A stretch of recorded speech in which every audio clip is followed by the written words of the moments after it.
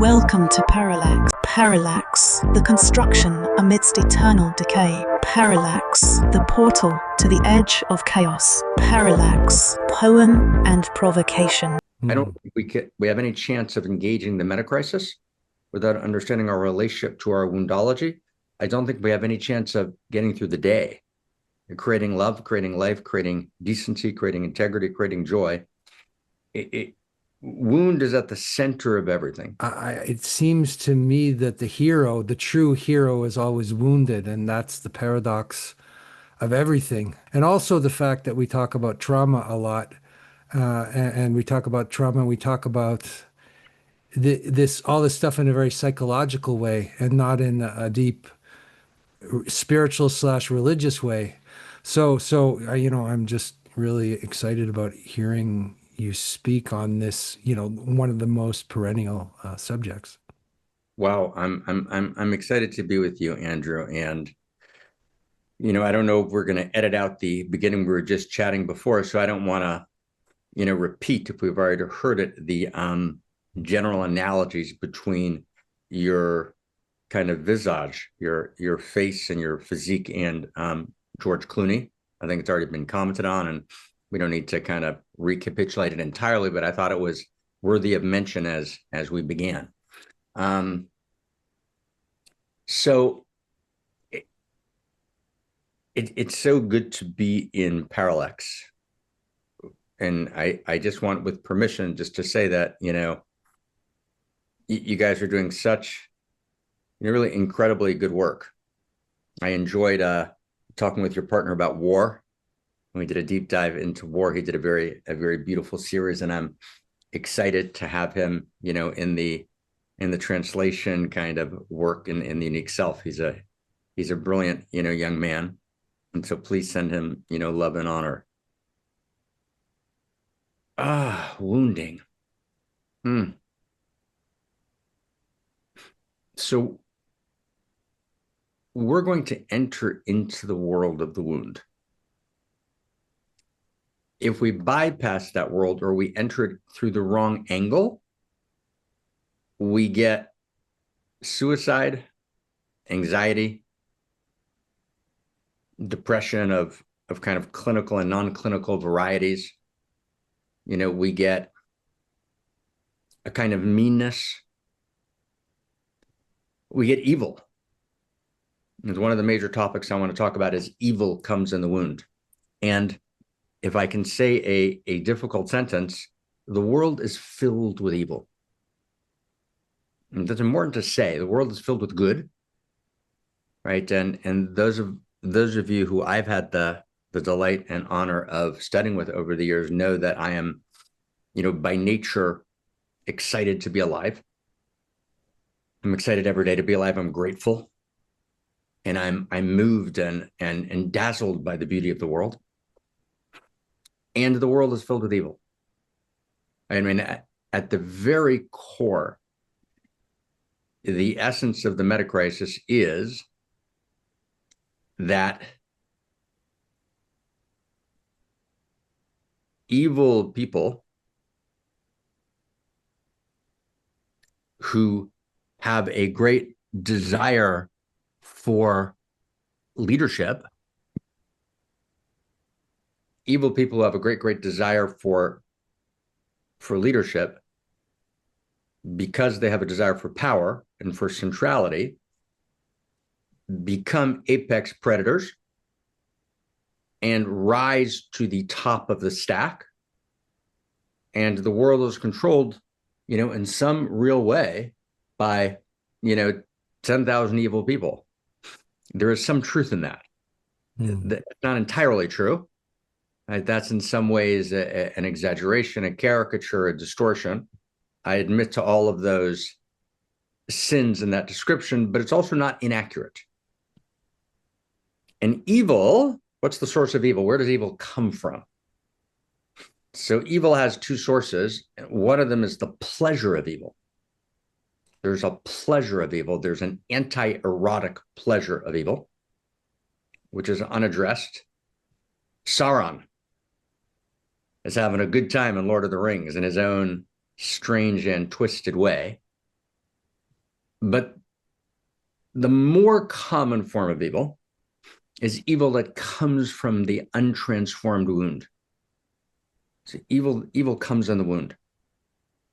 So that's gonna be one of our topics, right? And how we engage evil and how we engage the lurking moments of evil that could live in us, and how we actually engage evil in the metacrisis has a lot to do with how we understand wounding. So I want to just locate in the beginning a kind of serious location. We can't talk about the metacrisis, and I was having a conversation around the table with my dear friend Layman Pascal. And Layman, you're probably listening, and I know that you do great work with Parallax. And I think I just saw Layman someplace it came across his face was on the cover of something, and I think he was wearing some Laymanesque, kind of a girdle or outfit, for some course he was about to give. It was in drag, I believe. He was in drag or something of that kind. And Layman's wonderful.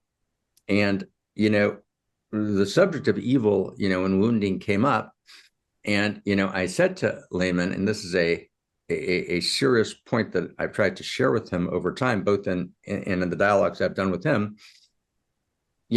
Sometimes, Layman, a Nazi is just a Nazi and not shamanically interesting. Right? In other words, we have to there's actually evil in the world. It's not all just shamanically interesting. There's actually something called evil, right? In other words, so evil might begin with the wound, but then it devolves into evil. The place we can inhibit evil is by engaging the wound in a different way. All right. So I just want to just kind of say that. And because we're all wounded, we either become the wounded villain, the wounded demon, or we become the wounded hero, the wounded daemon, my demonic self, my heroic self, my unique self. Daemon is a Greek way of referring to something close to, although not isomorphic with what we're calling Claire unique self. So when I don't become daemonic, I become demonic. There's not actually someplace in the middle. Human beings aren't neutral. When we're not angels, we're demons. Mm-hmm. Right? So we got to kind of pick sides. Is that what you're saying? Yeah, we are both, right? I mean, we have both in us going on all the time. So it's not like we're one or the other, but we make choices, right? There's key moments in which we actually we choose a vector, and of course, in the language of the Solomon lineage, Or v'choshech mishamshim berbuvia, right? The light and the dark are always inter-included. So there's always light in the darkness, and there's darkness in the light. There's Anakin that still lives in Darth Vader, even after he becomes Darth Vader. And yet there's still quite a lot of Darth Vader that's in Anakin before Darth Vader discloses himself. So they're obviously inter-included. Nonetheless, we, as you say very beautifully, Andrew, at a certain point we choose. We're getting on a particular vector. We're stepping into a particular path, and this is the first point I want to gently make. Those points in which these two paths diverge in the woods are deeply connected to wounding. Right? So in other words, how I engage the wound is who I am.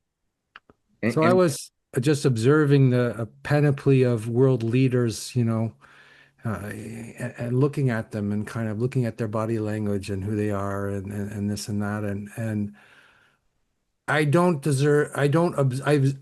observe intelligent people, perhaps, highly intelligent people, perhaps, but I think there's something missing, in the whole crew. And without even bothering to name who is more evil than the other one, right? There seems to be something lacking, on the level of humanity. Is that there's what you're gesturing towards? There's something. We're saying two things, right? The second thing we're saying is that evil comes in the wound, and the place in which the paths diverge between daemon, unique selfing, and demon is always at the nexus point, at the portal, right? At that place, right? The synapse, right? The synapse is always, right, how I engage my wounds. That's one. But two, we're saying, right? The person who becomes an apex predator, who rises to positions of extreme and intense power, is generally drawn in one of two ways, right? Either there's been this fundamental lack of resolution of the wound. So the wound festers, right, and becomes perverse and becomes evil. Or we said there's a second dimension, which is there's an actual pleasure, the pleasure of anti-value, the pleasure of evil. Often those two come together. So we're just noting that. There's just we haven't even said hello. We're just I want to just begin to lay down a little bit the topography of the kind of things we need to look at when we're talking about wounding. So that's so just one more little point, bring from what I said before.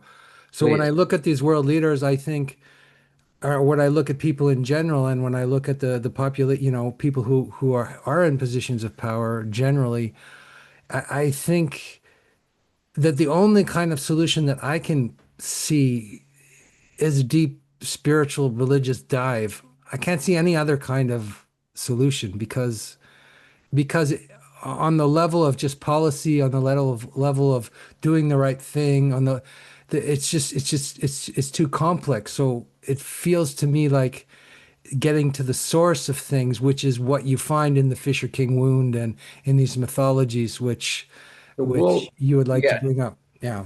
So I mean, we'll get to the Fisher King. The Fisher King is very, very important. The Fisher King is, the great myth. There's, 3 or 4 different versions of it, an early French version, a later German version. But, the Fisher King myth is actually a retelling of the Genesis story of Jacob in chapter 32. It's a direct and intentional retelling of that Jacob wrestling in the darkness story. But let's bracket that for a second. Let's try and say it this way. We need to engage policy, right? We need to engage realpolitik in a very, very serious way.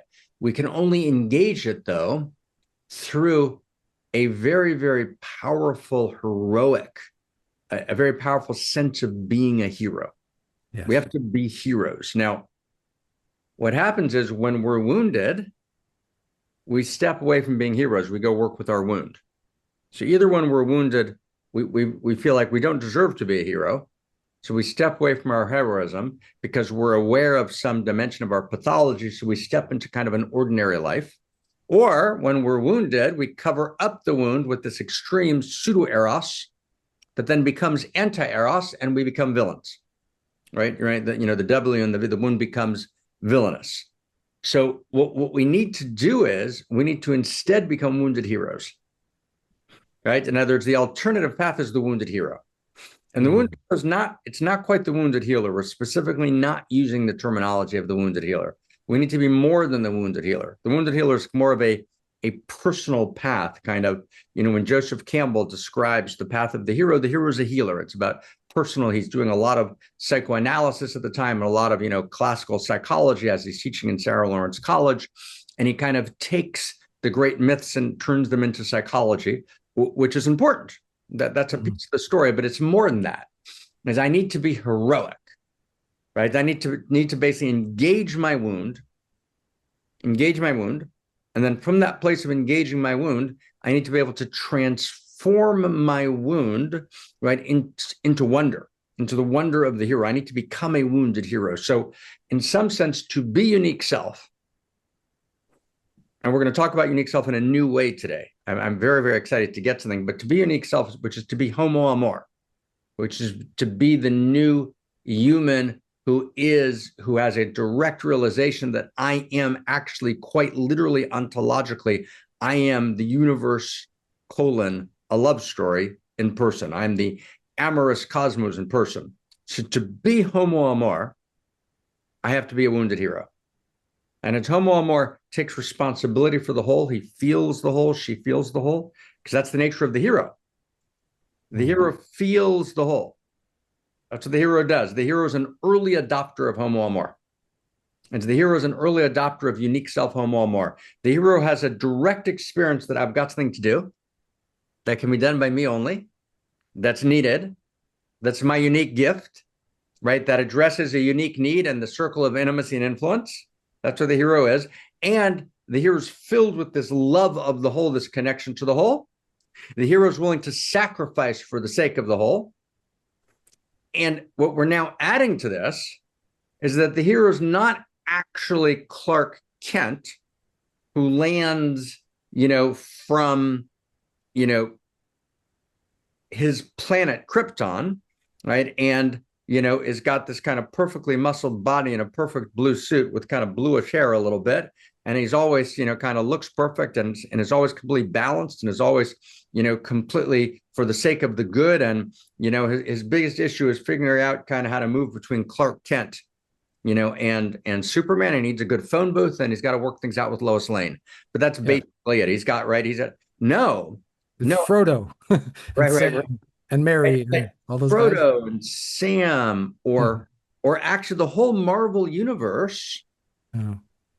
What the Marvel universe has done in the last 20 years is the Marvel universe, which has put out this entire pantheon of hero movies, right, is about wounded healers. And Star Wars is about wounded healers, right? Actually, there's been this realization that the wounded healer's got to become the wounded hero. So we need wounded heroes. Homo Amor is a wounded hero, just to kind of, right? Homo Amor becomes a daemon and avoids the demonic because Homo Amor goes through a process, an alchemical process. And that's what we're going to talk about in our several weeks. What's that process in which I don't become a fucking demon? I become a daemon, right? I become a wounded hero, right? How does that happen? What does it mean to become a wounded hero? It's like everything, right? And so that's like one, right? What's the path of the wounded hero? So you mentioned Joseph Campbell and the monomyth, right? Where, and I thought I was thinking of Lord of the Rings and how you leave the familiar world and you go out and then you find your band of friends and you find out who are your adversaries and you get some sort of tutelage from a wise, wizard, etc. There's a certain pattern to that, right? Right. Which is, and then there's the wounding and the dying and the resurrection process. Yeah. So how does that relate to what you're going to talk about? So Campbell identifies a kind of, this path of the hero, and he understands, as does, let's say, the Jacob text, right? In Genesis, he understands that the hero has to, and that really is the matrix of the Genesis vision of the hero, right? In other words, the vision of the hero is that the hero goes on a quest and the hero is challenged, right? And the question is, though, how does the hero get wounded in a way where the hero actually turns the wound into heroism? So how does that happen? Now, in, kind of the ancient mythologies, it was very clear that you had the revelation of the gods and goddesses, right? You had the world that was kind of obvious to everyone as kind of alive with spirit. You had a field of value. You had a story of value that you lived inside. You had a vision of self. You had a vision of the next world, right? All those things have been denuded, right, from the center of culture. And so the wound now devolves. The wound devolves into some sort of mental malaise, into some sort of breakdown, into some sort of depression. We've lost the capacity to alchemically transform the wound into the wounded hero. So I want to just begin. We're going to have to spend some time on just what is a hero? First, we need to reclaim the hero. One, we need to reclaim the vision of the hero. And we said the hero is an early adopter of Homo Amor. We're going to have to understand who's Homo Amor. What's the notion of uniqueness, right? Because it's not just a wound. We're going to spend some real time on your unique wound. It's not just a wound. It's not just a generic wound. I have a unique wound, which is not the same as my unique shadow. My unique shadow is my unique pathology, the way I act out. My unique wound is this unique hurt? Where do I feel hurt? Right? So for example, my unique wound might be, I feel disrespected.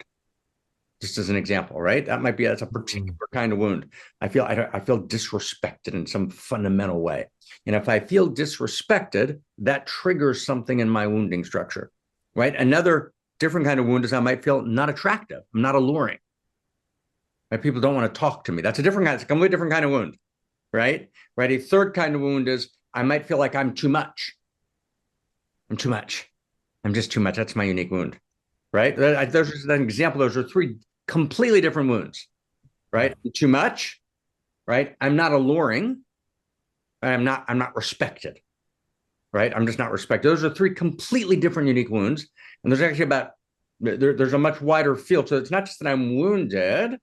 I have a unique wound, and I can't actually become my unique self, which is to become the hero of my life, but not just the hero of my life in the Charles Dickens way, not just the hero in the Joseph Campbell way, but the hero who's in service of the whole. The hero who's Homo Amor, the hero who's responding to the meta crisis, who's responding to the crisis in my own life. I can't become the hero unless actually I have a very deep sense of my wounding. So it's more than shadow integration, in other words, right? Right. It's a right. step It's not beyond shadow integration. Wound and shadow are distinct. Uh-huh. It's not shadow. It's not a shadow work conversation. Although we're gonna work on in the unique self, the original unique self book. Right. There's probably, I think, right, Claire, 100 pages on unique shadow, and we try to really work out shadow, and that's one of the books we have to actually put out by itself, a book on unique self and unique shadow, and the material is all actually written. But this is specifically about the material that's not in the original unique self dharma. And that's the unique wound. Unique wound's not there. So wounding that's like a very, very big deal. Right? Seems like wounding is prior to shadow. I mean, I don't want to mix up your topics here. The relationship of wound to shadow is a great question. Wounding is at the very core of my heartbreak. Very core of my heartbreak. And because we don't have a language for heartbreak, we don't know how to experience heartbreak, we turn heartbreak into trauma.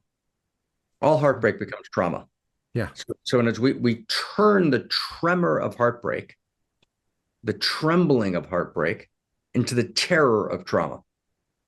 That's a mistake, because actually, heartbreak is one of the most magnificent and important experiences of being alive. Mm-hmm. Right. And actually the essential act of divine creativity is when the infinite intimate, which is the name we use in Cosmoerotic Humanism to call God's name, the infinite intimate goes to initiate, to manifest, to create. The infinite intimate can only create through being wounded. I was thinking of the story of Job. But go even before. Stay with me. Stay with me. Just, Stand the thread with okay, me. sorry, I'm jumping ahead, but that seems to be. No, I want to get the thread. But even before Job, there's a wounded God. Right? Mm-hmm. Reality is created by someone. I want to jump. Reality is created by a wounded God. The basic notion, right, that of the realizations of the Solomon lineage and of Luria that formed the Renaissance is that the world is not created only by a heroic God, but by a wounded God. Hmm. That was Carl Jung's theory about Job, actually, is that God was wounded, and that God was revealing his wound to Job, not the other way around. So we're right, beautiful. So we'll have to. I mean, Carl Jung was reading Kabbalistic texts quite avidly, right? As you know, there's a gentleman named Micha Ancori who wrote two very, very excellent books 40 years ago, and they're actually in Hebrew. But the relationship of Jung to Kabbalah. So that's an interesting conversation. But I want to just stay kind of in just the Sorry, God. No, not at all, love. Not at all, love. I just want to hold such a big deal, right? And reality is created not merely by a heroic God, but by a wounded God, right? And actually, instead of divinity just thrusting forth to manifest reality, divinity steps back and tzimtzum in this contraction, this recoil. Right, steps back, contracts. So there's a contraction. I mean, it's actually a kind of a shocking idea that there's this divine contraction. God stepped back, right? And then there's the space created from the sense of the self-wounding of God. And so is it our heroic job to heal God in a sense? So how does the wounded hero become the wounded healer of the wounded God? That's what we're going to talk about. Okay. Right? How does the wounded hero become the wounded healer of the wounded God? It's like, I mean, we have to go so deep into this. It's like we're so quick with language. Whenever I hear people saying, oh, right, the essence is, I'm really God. I kind of say, well, just shut the fuck up and sit down. Like, really? You're not God. Sit down. Be quiet. Right? And that's the way, meaning we're so easy with language. We've become so we were so afraid to say anything 200 years ago. Now we're not afraid to say anything. We just say anything. Right? So it's like when we say the word, the wounded God, if we don't tremble and tremor, right, in a mixture of ecstasy and terror, then we don't even know what we're saying. Right? And what does it mean? Talk about the wounded God. Right? And what does it mean to be the wounded hero? Like we're so glib, right? And that's what does it mean in my body, right? To be a wounded hero, right? Who is called to be the unique healer of the wounded God, right? And I don't want to go into the Fisher King now, but in the Fisher King, those of you who are familiar with it, Percival is supposed to ask a question, right? To the Fisher King, who you serve, right? You serve the Grail. What is that, right? And he doesn't ask the question. So it's this very deep, right? How does the Fisher King, because can the Fisher King become the wounded hero who can become the wounded healer of the wounded God? Right? Can he do that? Or can't he? That's what the Fisher King's about. It's deep. Yeah. I mean, it's deep. It's not, it's like, it's so deep. And so one of the paths we're going to talk about is, am I traumatized or am I heartbroken? That's such a big difference. And we've lost language to make that distinction. I'm hurt. I'm traumatized. Maybe you're hurt and heartbroken. Right? Right? God's hurt. Right? And well, is it that heartbroken is an openness and trauma is a shutting down or a contraction? I think one of the ways we can distinguish between trauma and heartbreak is that if I stay with the emotion and I feel the feeling to completion, heartbreak has the capacity to open me. But when I actually arrest the feeling, when I inhibit the feeling, then it can go inward and actually turn and poison into trauma. Yeah. It's deep. It's deep. And again, what I'm doing is, and Andrew, with your permission, my beloved friend, I want to go, I'm reticent to make easy distinctions. At this point, I want to just kind of try and lay on the table wow, right? Wow. I mean, we go to therapy to deal with our wounds, but the therapist has no capacity to deal with our wounds. There's not a language, right? There's not there's a richness that's missing. But if you just, one of the people who tried to work with wounds in a deeper way was Jung. And one of his students that tried to do really deep work with wounds was Hillman, was James. Yeah. But James is, and I love Hillman's work, but he's so uneven, right? He'll go from like this insight, right, which is penetrating and deep, into this declaration that it's all meaningless. So he's kind of this mixture of kind of psychoanalysis and postmodernism, which you can't actually, which was good for the 60s and 70s and 80s and 90s. It took us through, but we can't live there.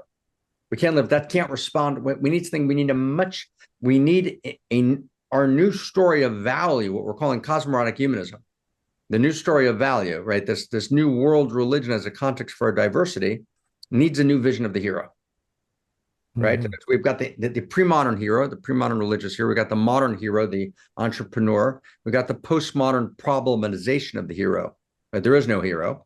Right, the rejection of the hero. We need to reclaim the hero, and when we reclaim the hero as the wounded hero, it's like what does that mean, right?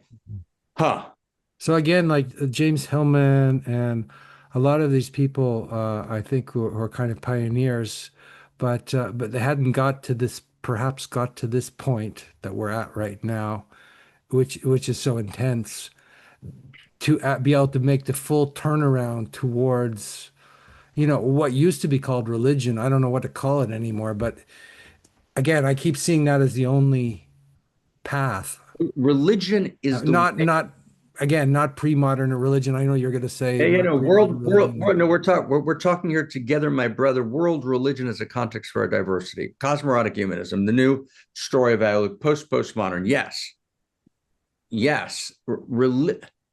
Religion is the only path ultimately that can ground my capacity to turn my wound to wonder. Yeah, we can't just do it with psychoanalysis, obviously, but that should be obvious to people by now, Seems to me. But it's not, right? It's And not, we no. can't do it with therapy, and we can't do it with the old religion. We Yeah. need to actually synergize something new.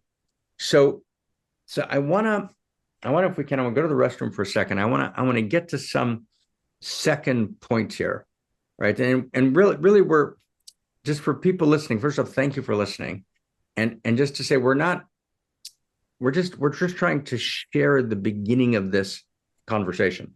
What does it mean to be a hero? What does it mean to be wounded? What's the distinction between trauma and heartbreak? Right? Does evil live in me, and how does my evil devolve into? How does my wound devolve into evil, or how is my wound transmuted, transformed, right, into my daemon? Right? How does what is the process by which my wound devolves into the demonic, and how do I actually transmute, alchemize my wound into the daemonic, right? Into Homo Amor, unique self. Those are so we're laying that field out. We're talking about unique wound. We've made a distinction between wound and shadow, not the same, right? Unique wound is actually more primary. We've got to actually address unique wound is very, very specific and unique, right? Just like I have a soul print, right? And I have, if you will, a sex print, right? My unique sexuality. I have my unique kind of my soul print, the kind of the curvature of my interior. So part of the curvature of my interior, right, is the print of my hurt, right? My wound is my hurt. I'm hurt. I'm hurt. Right? But we've turned hurt itself and wound itself into an idolatry. Being wounded is now a license to kill. Yeah. Right. And as I'm wounded, right, we've turned being wounded. The wounded population. I've been victimized. I've been wounded. Therefore, I can kill. Right. And we don't actually challenge our hurt. So what does it mean, for example, is a shocking and politically incorrect sentence, but what does it mean? Don't cry more than it hurts. Huh. It's like, what does that mean? Right. It's like you're not, that's like an ultimately politically incorrect, but don't cry more than it hurts, right? What does it mean to dance when the ecstasy's gone? What does it mean to cry when it doesn't quite hurt anymore? What does it mean to hijack the ecstasy for the sake of some agenda, or to hijack the hurt and to weaponize the hurt, into the weaponization of the wound? People do that all the time.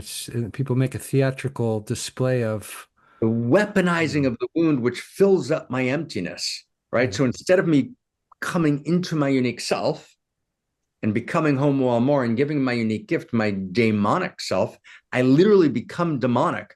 And I do these displays. I make my public video where I weaponize my wound in this kind of madly distorted sense. And instead of actually giving a gift to the world, I move to destroy, right? Because I fill up my interior, not with wonder, the wonder of my true gifting of my eros.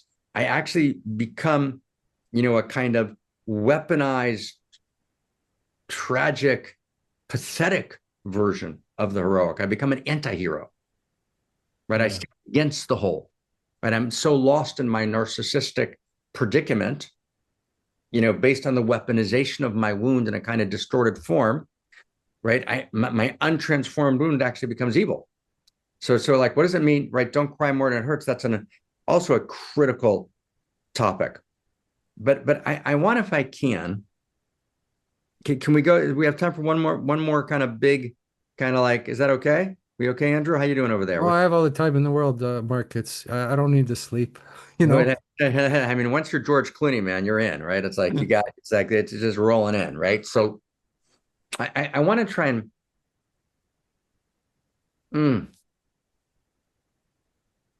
I want to try and put something on the table that I've kind of never, we've kind of said it implicitly out loud in various formats. And we will just, for those of you who are here and kind of thinking, wow, we're going to step in, we're going to talk about 10 major vectors, 10 major approaches to wounding. We're going to talk about 3 major epic psychodramatic tales, right? Sacred texts, right? Which we're going to kind of study in depth, right? We're going to, approach, right, the wound, not just 10 major approaches to being wounded. We're going to do that, but we're going to talk about the wound, in this personal existential way. We're going to talk about the wound in a kind of collective, right, social way. We're going to talk about the wound culturally. We're going to talk about the wound, right? But more than talk about it, we actually want to engage in a process where we alchemize the wound together. We actually learn how to walk that path in some deep and in a real way. But before, and we've barely even, I made some notes here. I looked at the first line for a second. But there's something deeper that needs to be said here. The general approach of both Western psychology, classical Western psychology, and let's say classical Eastern thought to wounds, they share something in common, besides the fact that they're wrong, right? But they share something deeper in common than being wrong, which is they both essentially say get beyond your wounds, one way or the other, right? In other words, the Western approach, sticks and stones may break my bones, but names will never hurt me, right? So physical wounds are real, but the other wounds actually aren't. And actually, there's many psychological schools that tell us, right? I mean, it's the basis of many, many, many kind of classical human potential movement processes where, you kind of say, wow, you really hurt me. And then the facilitator says, no, they can't hurt you. You decide to let yourself be hurt. And we all know some version of that, right? I'm going to take control of my sovereignty, right? And I'm, they hurt me, but they can't hurt you, right? Who can such bullshit, basically. It's utter nonsense. Yeah. It truly is. I mean, it's not utter nonsense. There's a moment of truth that can be liberated. There's a spark of truth of the sacred that can be liberated, but at its core, it's wrong. Yeah. That's both a Western psychology approach, and it's also a classical Eastern approach. Your sense of being wounded is part of your egoic self. It's part of your story, right? But actually step beyond your story, live in the kind of spacious bliss of, the transcendent one or the radiant field of the Shakti energy, or however you want to tell the story, and get out of this contraction of the wound, which is you being locked in this kind of monkey mind story where wounds are always affecting you. So those 2 versions, there's an extensive amount of kind of Sedona-like, nonviolent communication-like, and these are all important. Yeah. Sedona method, which basically teach you how to take control, sovereignty over yourself, claim your sovereignty. Don't let someone change your mood, right? You can't let someone change your mood, right? It's like, hello, right? And there's parallel Eastern approaches, right? And I think, right, Krista, right? Our director, Claire, our fearless leader, right? Andrew, myself, right? I think we all recognize this, right? We've heard these approaches. We've been in the workshops. They're both very strongly in the zeitgeist. Yeah. So I want to now go stay with me just for 5 minutes. This is like, please. I have too many things to say. Well, because no, go take it away, Andrew. I began with Chogyam Trungpa, who talked about the warrior with the broken heart. That was maybe his major contribution to Western Buddhism, is the warrior with the broken heart. Now say more about it. Well, it was just what you were saying. It's like we can't have this evasion into nirvana. It's that one becomes a warrior by keeping one's tender-hearted goodness. He talked about basic goodness as a replacement for original sin. That was one of his ideas, and also, so I thought about that, and then I thought about the Arthurian legends, as you say, there's a lot of there's those approaches, you say, a caricaturized Eastern approach and a characterized Western approach, but then there also are underneath that, there's all these amazing other traditions that are, Yes. I think in the Japanese tradition they have a very strong sense of that as well. Brokenheartedness being a sense of heroism. And anyway, Yeah, no, no, this is important. These are all, thank you, Andrew, right? In other words, so Trungpa kind of the kind of warrior with the broken heart, right? The Arthurian legend, Arthur himself is, was wounded.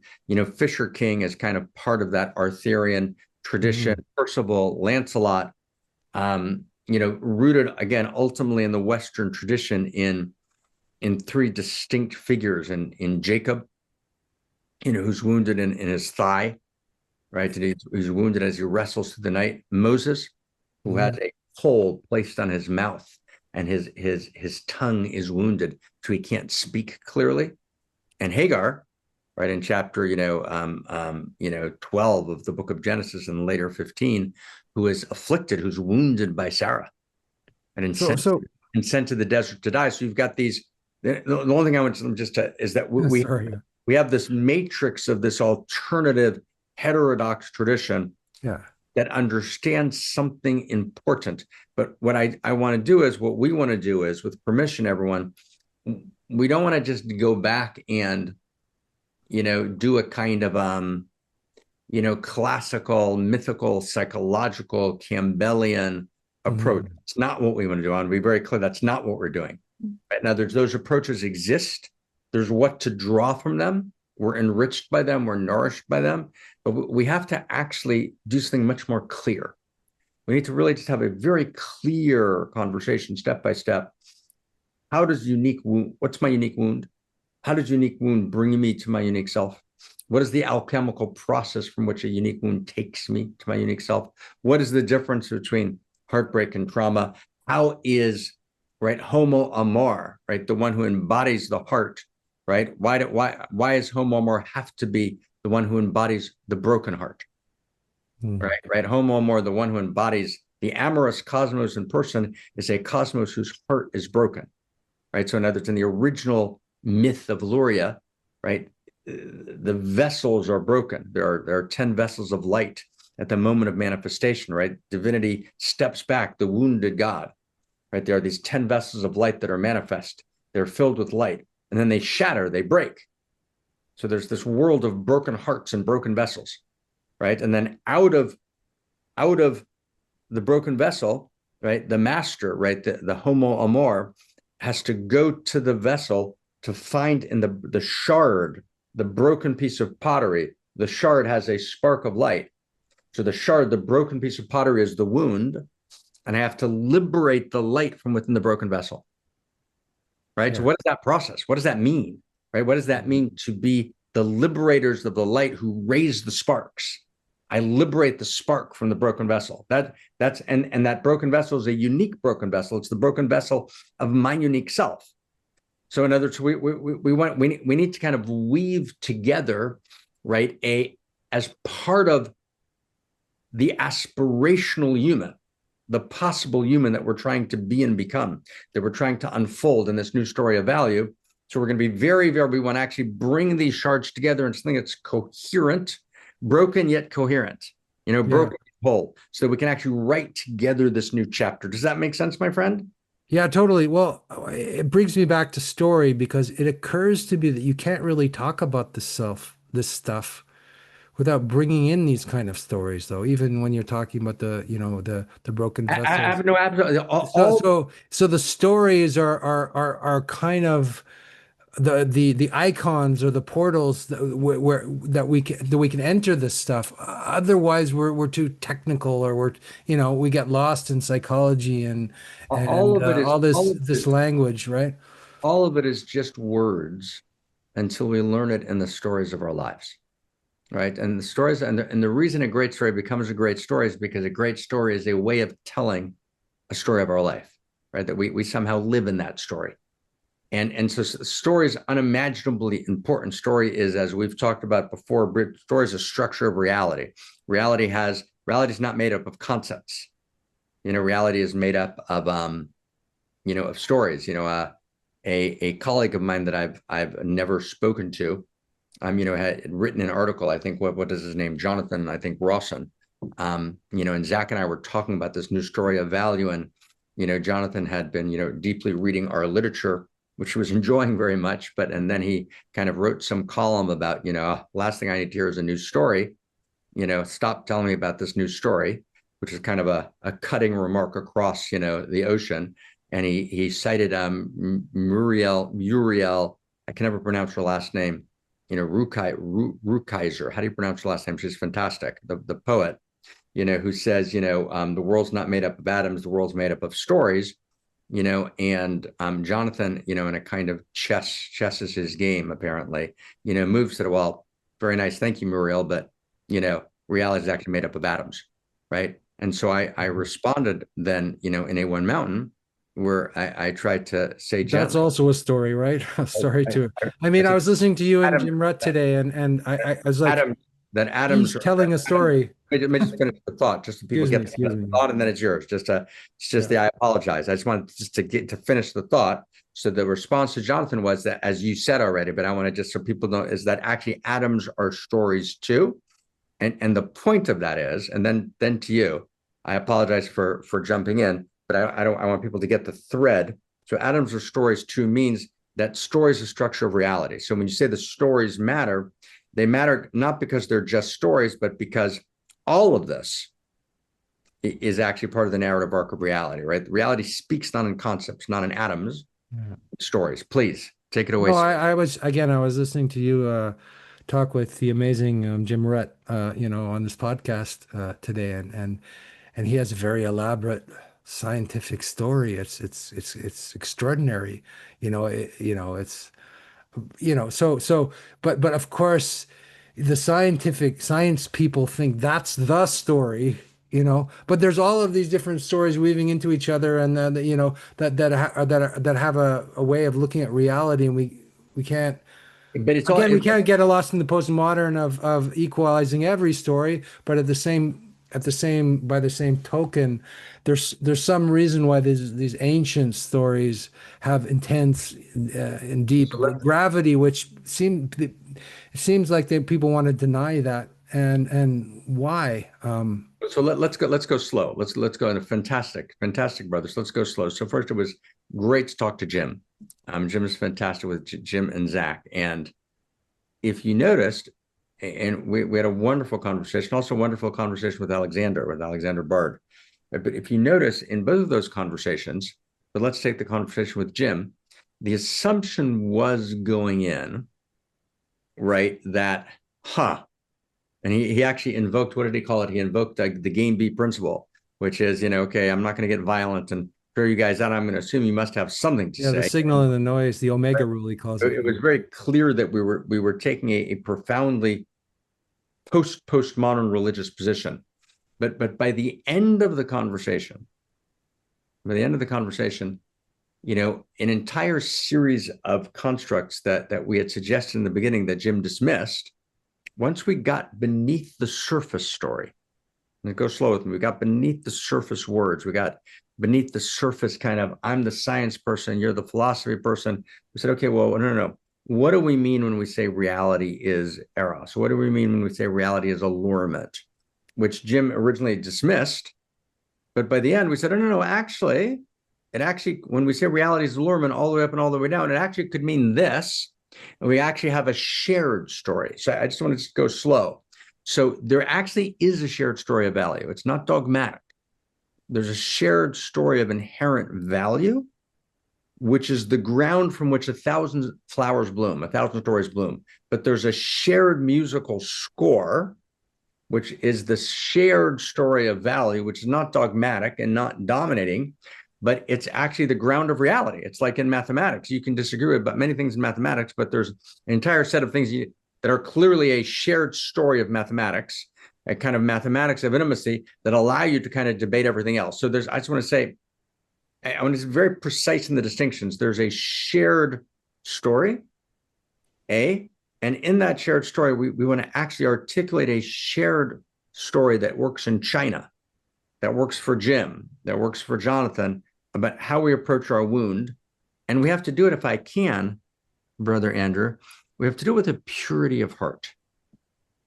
You can only approach your wound and wounding with a purity of heart. And when we use our philosophizing, and by the way, Jim Rutt, just has this very beautiful purity of heart. He was just, you could see, he was just he had a wonderful purity in that sense, although it's not a word he would like. But we have to be kind of so pure in our commitment to truth and our willingness to give up propositions, right? Because that itself is our unwillingness to actually create a shared story is a form of wounding, right? We identify with some surface version of a story, and we're utterly shattered or wounded if someone takes it away from us, because we're no longer looking for truth. We're just looking for ways to salve our wounds with our propped up identities. With ideology, right? Ideology is like the wound, but ideology in a way, right? The wound. Ideology salves the wound. It's not that it is the wound; it salves it, right? So in this course, what we're going to try and do is together, let's together come together and let's tell a new story of value, and let's write the chapter on unique wound. That's what we're doing, right? And we're doing it not just for ourselves, because we're all wounded heroes. So we're going to go through the stories of our lives. We're going to go through our own sacred autobiographies, but we're also in the cultural context, right?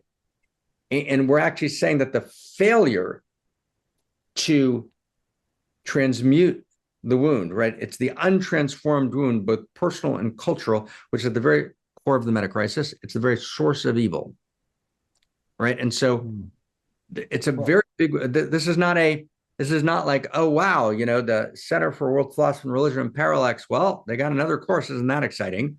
Let's see what's on the menu. It's more like, fuck, let's go do this, and let's turn the wound into joy, right? Let's turn the wound into wonder, right? It's like, fuck, like we are setting out on a journey together. We're setting out on a heroic quest, and it's not for the faint-hearted. And we're gonna give it everything, and we're gonna pour everything we have into it, right? And we're gonna come out more whole than we've ever been before. Something like that. I think I have one more question for you, Mark. Please, That's all right. Please. I'm thinking about in my own life when I've been wounded, right? When we get wounded, when we feel, one word you haven't used in this conversation is when we feel unloved, or when we feel like rejected, when we feel kicked out of the Garden of Eden, so to speak, right? That's where the wound begins, right? It's when we feel unloved. So there occurs to me that's since you didn't mention that word love, that seems to be the crux of the issue as far as I can see. I mean, not the only part of it, but so one of the words I like least is love. Yeah, I know what you mean. Yeah. Right. In other words, I love the word outrageous love as a word that we created together, evolutionary love, eros, right? Love itself, has become a word that's overused and, ill understood and ill felt. We don't even know how to feel love, right? It's when I say we've killed all the gods and goddesses except for Aphrodite, and we've forgotten how to worship at our altar, right? So, but I think at the core of what you're saying is that the essence of wounds are relational. We feel somehow insulted. We feel somehow unloved. We feel somehow violated. Yeah. In the unlove. We feel somehow exposed, right? We feel somehow exposed. So I wouldn't quite reduce that all to unloved. I mean, everything's a shade. Well, it's a primal violation, right? And there's a sense that we've been violated, but we need to distinguish, right? Have we been violated?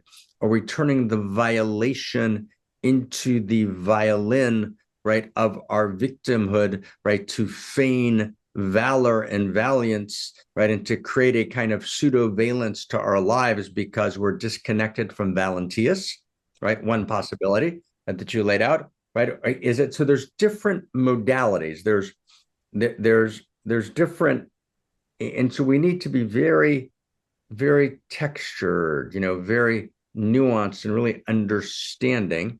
but I think you're absolutely right, my friend, right? As you always are, that in some sense, all wounds are insults that we failed to transform into the wounds of love, right? But again, what does that mean? So as that means something very precise. It's very deep, right? All wounds originate as insults that we failed to transform into the wounds of love. So what does that mean? How do I take an insult, right? And then, right, and it's very beautiful. It's one of the most beautiful things that can happen. People can have, let's say, an exchange, and I'll close with this.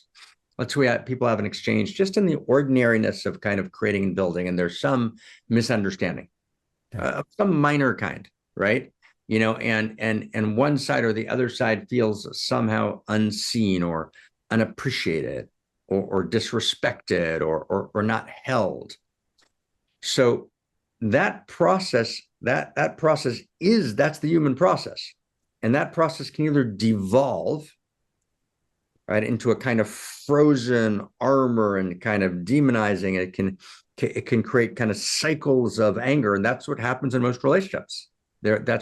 Or there's the sense of like, hey, I want to share with you how I felt, and this is how I felt, right? And then the person receiving it from the beloved can either spend all of their time defending, and maybe there's some responses that are important and explanations, or like, wow, right? Yes, no, let's unpack together what happened. Let's share information. Let's find each other. And then there's this strange paradox. It's the great potent paradox of being human, that when we actually live our wound together and we share it and we exchange and we're vulnerable and share information and we clarify, we come out loving each other more than we did before. We wouldn't want to have not had the experience. It would be a loss. We'd be more bland. We would be less deep, right? But actually what happens is in the ordinary exchange of the wound, becoming something else, of being transformed, this process of alchemizing the wound is what blows love open. Yeah. So in all of it, so it's love is a series of moments where we kept out, and the great loves of our life are not the people we're never wounded by ever.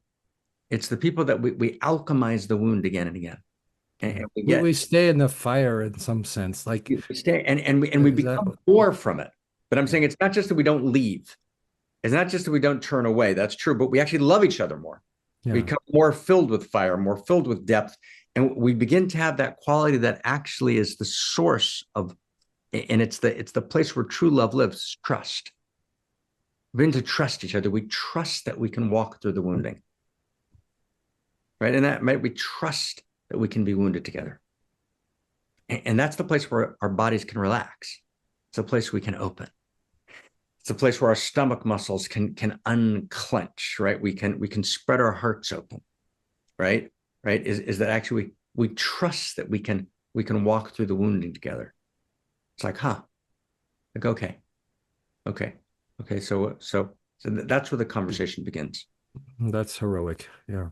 That's heroic. That's the wounded hero.